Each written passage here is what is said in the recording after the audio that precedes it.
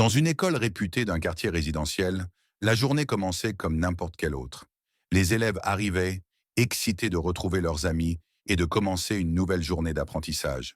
La sonnerie matinale résonna dans les couloirs et chacun se dirigea vers sa classe. L'école était connue pour son excellence académique, mais aussi pour une certaine rigueur dans sa discipline. C'était un lieu où les apparences comptaient beaucoup et où les enseignants jouissaient d'un respect presque absolu. Cependant, ce jour-là, un incident allait marquer cette école de manière inoubliable. Ce matin-là, une nouvelle élève fit son entrée dans la classe de la maîtresse Dupont. C'était une petite fille noire, d'environ 10 ans, avec de longs cheveux tressés et un regard timide mais intelligent. Elle portait son uniforme avec soin, bien que son visage trahisse un certain nervosité face à ce nouvel environnement. La maîtresse l'observa de haut en bas avant de lui adresser un sourire crispé. Elle lui demanda de se présenter devant la classe, ce que la jeune fille fit, hésitante mais polie. Dès cet instant, quelque chose dans l'attitude de la maîtresse laissait entrevoir un préjugé latent, un jugement silencieux qui n'allait pas tarder à se manifester. Les autres élèves regardaient un peu la nouvelle venue avec curiosité. Certains échangeaient des chuchotements, d'autres la dévisageaient sans discrétion. Dans une école où la diversité n'était pas très présente, l'arrivée d'une élève noire attirait une attention particulière, surtout de la part de ceux qui n'avaient jamais côtoyé quelqu'un de différent d'eux. La jeune fille ressentit ces regards pesants, mais elle tenta de les ignorer. Son objectif principal était de s'intégrer et de faire bonne impression. Pourtant, le climat de la classe, subtilement influencé par l'attitude de la maîtresse, commençait déjà à rendre cette tâche difficile. La maîtresse Dupont, une femme d'une quarantaine d'années, avait une réputation d'être stricte et parfois condescendante envers ceux qu'elle considérait comme différents. Dès le moment où la jeune fille entra dans la classe, la maîtresse semblait l'avoir jugée. Derrière son sourire formel, il y avait une froideur qui ne passa pas inaperçue. Au lieu de l'accueillir chaleureusement, elle posa des questions qui semblaient plus destinées à embarrasser qu'à connaître la nouvelle élève. « D'où viens-tu exactement » demanda-t-elle avec un ton légèrement méprisant, suggérant que la jeune fille ne faisait pas partie du cercle habituel de l'école. Après que la jeune fille eut répondu timidement à ces questions, la maîtresse lança un commentaire qui fit frissonner certains élèves. « J'espère que tu pourras suivre le rythme ici. Ce n'est pas comme les petites écoles de campagne, tu sais. » Le sous-entendu était clair. Elle la voyait comme quelqu'un d'inférieur, tout en le déguisant derrière un ton prétendument bienveillant. La jeune fille, surprise par la remarque, garda le silence. Elle avait senti le poids du jugement dans ses mots, mais ne voulait pas créer de problème. Elle baissa les yeux, se concentrant sur son bureau, tandis que la classe se plongeait dans une atmosphère étrange, oscillant entre l'embarras et la gêne. À partir de ce moment, l'atmosphère de la salle de classe changea subtilement. Les élèves, qui avaient commencé par être curieux, se turent. Certains d'entre eux semblaient mal à l'aise avec le ton de la maîtresse, mais personne n'osa dire quoi que ce soit. Il y avait un non-dit qui flottait dans l'air, un préjugé qui se faisait de plus en plus palpable. La maîtresse, quant à elle, continuait son cours comme si de rien n'était. Cependant, ses remarques adressées à la nouvelle élève devenaient de plus en plus pointues, insidieusement empreintes de sous-entendus. La jeune fille essayait de rester concentrée, mais chaque mot de la maîtresse lui donnait l'impression d'être de plus en plus isolée. Au fil des heures, les sous-entendus racistes de la maîtresse Dupont devinrent plus évidents. Lorsqu'elle posait une question à la classe, elle jetait un regard particulier vers la jeune fille, comme pour tester sa capacité à répondre correctement. Quand celle-ci hésitait, même légèrement, la maîtresse se permettait un sourire sarcastique. « Peut-être que dans ton ancienne école, les choses étaient plus simples, » dit-elle à un moment donné, laissant entendre que la jeune fille n'était pas assez intelligente pour suivre le programme. Les élèves commençaient à sentir que quelque chose n'allait pas, mais personne ne savait comment réagir face à l'autorité de leur enseignante. Malgré la douleur des remarques constantes, la jeune fille décida de garder le silence. Elle avait appris dès son plus jeune âge à ne pas réagir aux injustices flagrantes, surtout face à une figure d'autorité. Pourtant, à l'intérieur, chaque mot la blessait profondément. Elle serrait les dents, essayant de ne pas laisser les larmes monter. Elle espérait que la situation s'améliorerait, que la maîtresse finirait par l'accepter comme les autres élèves. Mais au fond d'elle-même, elle savait que ce n'était pas si simple. Le poids des regards, la pression de devoir prouver sa valeur constamment, tout cela la rendait vulnérable. À un moment donné, la maîtresse posa une question difficile à la classe. Lorsque personne ne répondit immédiatement, elle se tourna vers la nouvelle élève. « Alors, toi, tu sais peut-être la réponse ?» dit-elle avec un sourire narquois. La jeune fille, surprise et intimidée, ne savait pas quoi répondre. Elle se figea, regardant ses camarades, espérant qu'un autre élève parlerait à sa place. Le silence dans la classe devint pesant, et la maîtresse, savourant ce moment d'embarras, hocha la tête comme si elle avait anticipé cette incapacité à répondre. « Comme je m'y attendais, » dit-elle doucement. Les élèves échangèrent des regards gênés, et certains commencèrent à se demander jusqu'où la maîtresse allait pousser cette humiliation. Voyant que la maîtresse continuait à dénigrer la nouvelle élève, certains élèves commencèrent à suivre son exemple. De petites remarques furent murmurées entre eux, des ricanements discrets se firent entendre. La jeune fille sentit que même ses camarades commençaient à la considérer différemment, influencés par l'attitude de leur enseignante. Cela la blessa profondément, car tout ce qu'elle voulait, c'était être acceptée. Mais la dynamique de la classe avait été brisée par le comportement de la maîtresse. Désormais, chaque mot, chaque regard semblait la juger, l'isoler encore plus dans cette salle de classe qui, quelques heures plus tôt, lui semblait accueillante. L'humiliation que la jeune fille ressentait devint de plus en plus difficile à supporter. Chaque fois que la maîtresse s'adressait à elle, c'était pour la rabaisser, la dévaloriser devant ses camarades. À aucun moment, elle ne lui donna l'occasion de montrer ce dont elle était capable. Au contraire, tout semblait conçu pour la faire échouer. Le sentiment d'injustice grandissait en elle, mais elle ne savait pas comment réagir. Elle n'avait jamais été confrontée à une telle hostilité de la part d'un adulte, et encore moins d'une enseignante. Elle se demandait pourquoi elle était la seule à subir un tel traitement. Malgré tout, la jeune fille fit un effort pour rester forte. Elle savait que si elle se laissait submerger par ses émotions, cela ne ferait que donner à la maîtresse ce qu'elle semblait rechercher. Elle s'accrocha à l'idée que cette journée finirait bientôt, qu'elle pourrait retrouver sa famille et se sentir à nouveau en sécurité. Dans ces moments les plus difficiles, elle pensait à son père, un homme qu'elle admirait profondément et qui lui avait toujours appris à ne pas se laisser abattre par l'injustice. Mais même avec tout son courage, la douleur des humiliations était de plus en plus difficile à supporter. La maîtresse, voyant que la jeune fille ne réagissait pas, redoubla d'efforts pour l'humilier. Chaque erreur que la jeune fille commettait, aussi minime soit-elle, devenait une occasion de la ridiculiser devant la classe. Peut-être qu'ici, nous faisons les choses différemment de là d'où tu viens, lança-t-elle avec un sourire froid. La classe, qui d'abord avait semblé gênée par le comportement de la maîtresse, commença à se laisser influencer par son autorité. Peu à peu, certains élèves se mirent à imiter l'attitude condescendante de leur enseignante, tandis que d'autres restaient silencieux, trop effrayés pour intervenir. Mais tout le monde ne se laissa pas influencer par l'attitude de la maîtresse. Plusieurs élèves, en particulier ceux qui connaissaient déjà la jeune fille, commencèrent à se sentir mal à l'aise face à cette injustice flagrante. Ils échangèrent des regards inquiets, se demandant s'ils devaient faire quelque chose pour l'aider. Cependant, l'autorité de la maîtresse les paralysait.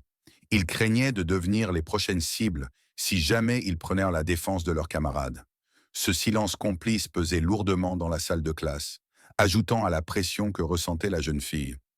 Au fur et à mesure que la journée avançait, l'ambiance dans la salle de classe devint de plus en plus tendue. Chaque élève semblait retenir son souffle, attendant de voir jusqu'où la maîtresse irait dans ses remarques dégradantes. Même ceux qui d'habitude étaient les plus bavards se faisaient silencieux, ne voulant pas attirer l'attention sur eux. La jeune fille, quant à elle, continuait d'endurer les commentaires de la maîtresse, mais chaque mot la rapprochait de son point de rupture. Elle ne comprenait pas pourquoi elle était la cible d'une telle cruauté. À plusieurs reprises, elle pensa à demander à aller voir le directeur, mais elle hésita, de peur d'aggraver la situation. Le point culminant de l'humiliation arriva lorsqu'un exercice en classe tourna mal. La maîtresse demanda à la jeune fille de résoudre un problème au tableau. Tremblante, elle se leva et se dirigea vers le tableau, sous le regard moqueur de certains élèves et l'œil scrutateur de la maîtresse. Elle fit de son mieux, mais sous la pression, elle fit une petite erreur. La maîtresse s'empressa de souligner cette erreur avec une ironie cinglante. « C'est bien ce que je pensais, dit-elle. Peut-être que ce genre d'exercice est trop difficile pour toi. » La classe resta silencieuse, mal à l'aise, tandis que la jeune fille, humiliée, sentait les larmes monter. La maîtresse, sentant son pouvoir, se délecta de la situation. Elle aimait l'autorité qu'elle exerçait sur ses élèves, et voir la jeune fille déstabilisée la confortait dans sa supériorité. Pour elle, il s'agissait d'une simple leçon de discipline. Mais en réalité, elle utilisait sa position pour perpétuer ses préjugés. Chaque fois que la jeune fille échouait à répondre correctement, la maîtresse la ridiculisait encore plus, convaincue que son comportement passerait inaperçu. Elle ne savait pas encore que cette journée allait lui apporter une leçon qu'elle n'oublierait jamais. La jeune fille, maintenant de retour à son bureau, était au bord des larmes. Elle faisait de son mieux pour ne pas pleurer devant ses camarades, mais l'humiliation devenait insupportable. Elle avait l'impression que tout le monde la jugeait, que sa simple présence en classe était une erreur. Elle se répétait mentalement qu'il fallait tenir, que la journée allait bientôt se terminer. Elle espérait pouvoir rentrer à la maison, là où elle se sentirait en sécurité, entourée de sa famille. Mais la douleur qu'elle ressentait en ce moment semblait interminable. À un moment donné, un de ses camarades de classe, un garçon assis à côté d'elle, lui glissa discrètement un mot de soutien. « Ne t'inquiète pas, tu vas t'en sortir », avait-il écrit sur un bout de papier. Ce petit geste réchauffa un peu le cœur de la jeune fille, qui sourit faiblement en lisant ces mots. Même si la majorité des élèves restèrent silencieux, certains d'entre eux commençaient à comprendre que ce qui se passait était injuste. Mais la peur de la maîtresse les empêchait d'agir ouvertement. Le soutien silencieux de ce camarade fut tout de même un petit réconfort dans cette journée difficile. Lorsque la sonnerie retentit, annonçant la fin du cours, la jeune fille ressentit un soulagement intense. Enfin, cette torture quotidienne allait prendre fin, du moins pour un moment. Elle ramassa ses affaires rapidement, essayant d'éviter tout contact visuel avec la maîtresse ou ses camarades, et se précipita vers la sortie. La maîtresse, quant à elle, la regarda partir avec une lueur de satisfaction dans les yeux. Elle avait imposé son autorité, et pour elle, cela suffisait. Cependant, ce qu'elle ignorait, c'est que sa journée allait prendre un tournant inattendu. Peu de temps après la fin des cours, la maîtresse Dupont fut appelée dans le bureau du directeur. Elle ne s'attendait à rien de particulier. Elle pensait qu'il s'agissait d'une réunion ordinaire ou d'une question administrative à régler. Elle se rendit au bureau avec confiance, sans se douter de ce qui l'attendait. En entrant dans le bureau, elle fut surprise de voir la jeune fille assise calmement à côté du directeur. Mais elle ne fit pas immédiatement le lien. Elle s'assit, prête à discuter, ignorant que la vérité allait lui être révélée d'une manière qu'elle n'aurait jamais anticipée. Le directeur, un homme d'une cinquantaine d'années, avec un air sévère mais juste, observa la maîtresse en silence pendant un moment. Puis, mais d'une voix calme, il lui demanda comment s'était passée la journée. La maîtresse, ne soupçonnant rien, répondit qu'elle avait rencontré une nouvelle élève et que tout s'était déroulé comme à l'habitude. Cependant, le directeur lui lança un regard perçant avant de dire « Vous savez, cette jeune fille n'est pas une élève comme les autres. » La maîtresse fronça les sourcils, ne comprenant pas où il voulait en venir. « Cette jeune fille, continua-t-il, est ma fille. » À cet instant, le visage de la maîtresse se figea de surprise. Elle sentit son cœur s'arrêter un instant, incapable de croire ce qu'elle venait d'entendre. La jeune fille qu'elle avait humiliée tout au long de la journée, celle qu'elle avait traitée avec tant de condescendance, était la fille du directeur de l'école. Le silence dans la pièce devint presque palpable. La maîtresse ne savait plus quoi dire, son assurance s'effritant sous le poids de cette révélation. Elle comprenait maintenant qu'elle avait fait une énorme erreur, mais il était trop tard pour revenir en arrière. Le directeur expliqua calmement que sa fille venait d'être transférée dans cette école pour des raisons familiales et qu'il espérait qu'elle serait bien intégrée. « Malheureusement, ce que j'ai entendu aujourd'hui m'a profondément déçu, » dit-il, son regard se durcissant. La maîtresse baissa les yeux, incapable de soutenir son regard. Elle comprit que son comportement, qu'elle avait jusque-là considéré comme acceptable, allait avoir des conséquences graves. Elle se sentait humiliée à son tour, piégée par son propre orgueil et ses préjugés. Tout ce qu'elle avait fait pour rabaisser cet élève venait de se retourner contre elle. La maîtresse Dupont était en état de choc. Elle n'avait jamais imaginé que cet élève, qu'elle avait traité avec tant de mépris, pouvait être lié à quelqu'un d'aussi important dans l'école. Une vague de honte l'envahit, et elle réalisa trop tard à quel point son comportement avait été déplacé. Elle sentait le regard du directeur peser sur elle, et même celui de la jeune fille, qui la fixait calmement, sans animosité, mais avec une dignité silencieuse. La maîtresse se rendit compte qu'elle n'avait pas seulement mal agi en tant qu'enseignante, mais qu'elle avait aussi trahi sa mission d'éducatrice. Dans un moment de panique, la maîtresse tenta de se rattraper. Elle bredouilla des excuses, essayant de justifier son comportement. Je, je ne savais pas, je pensais que... Mais chaque mot qu'elle prononçait sonnait creux, sans véritable conviction. Elle savait qu'elle avait agi par préjugé et que maintenant, elle devait en assumer les conséquences. Le directeur l'écouta en silence, sans réagir à ses excuses maladroites. La jeune fille, elle, resta silencieuse, laissant sa présence seule témoigner de l'injustice qu'elle avait subie. Les mots de la maîtresse ne pouvaient plus effacer ce qui avait été fait. Après avoir écouté les excuses de la maîtresse, le directeur prit la parole, d'une voix calme mais ferme. En tant qu'éducatrice, votre rôle est de guider, de soutenir et de respecter tous les élèves, peu importe d'où ils viennent ou à quoi ils ressemblent. Ce que vous avez fait aujourd'hui est inacceptable. Il la regarda droit dans les yeux, sa voix pleine de déception. J'attends des enseignants de cette école qu'ils soient des exemples de bienveillance et d'intégrité. Je vais devoir prendre des mesures concernant votre comportement. La maîtresse comprit alors qu'elle n'avait plus le contrôle de la situation et que des conséquences sérieuses allaient vous suivre. Le lendemain, lorsque la maîtresse revint en classe, l'ambiance était différente. Les élèves avaient entendu parler de ce qui s'était passé et un changement subtil s'opéra dans la dynamique de la classe. La jeune fille, qui jusque-là avait été victime de moqueries et de préjugés, reçut des regards de respect de la part de certains de ses camarades. La maîtresse, elle, était plus silencieuse, plus réservée. Son autorité naturelle semblait s'être érodée, et les élèves, désormais conscients de son erreur, ne la regardaient plus de la même manière. La jeune fille, quant à elle, commençait enfin à se sentir à sa place, malgré les épreuves des jours précédents. Dans les jours qui suivirent, la jeune fille retrouva sa dignité devant ses camarades. Elle avait prouvé, sans avoir à dire un mot, qu'elle était bien plus forte que les préjugés qu'on lui avait imposés. Certains élèves vinrent même s'excuser de leur comportement, influencé par la maîtresse.